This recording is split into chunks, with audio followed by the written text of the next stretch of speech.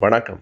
நான் சுபவீர பாண்டியன். பிப்ரவரி 3 பேரறிஞர் அண்ணா அவர்களினுடைய நினைவு நாள். 60 வயதுக்கும் குறைவாகவே இந்த உலகில் வாழ்ந்த அறிஞர் அண்ணா அவர்கள் தமிழ் உலகிற்கு தந்துவிட்டு போயிருக்கிற அந்த கொடை இருக்கிறதே, அறிவு கொடை, அதை ஒரு நாளும் உலகம் மறக்காது. தன் பேச்சாலும் எழுத்தாலும் அவர் அடுத்தடுத்த தலைமுறைகளுக்கு அறிவூட்டினார் என்பதுதான் உண்மை. அவருடைய எழுத்துக்களை எல்லாம் நூல்களாக தொகுத்து கொண்டு வந்திருக்கிற அத்தனை பதிப்பகங்களுக்கும் நாம் நன்றி உடையவர்கள். குறிப்பாக தமிழ் மண் பதிப்பகத்தினுடைய உரிமையாளர் ஐயா கோ.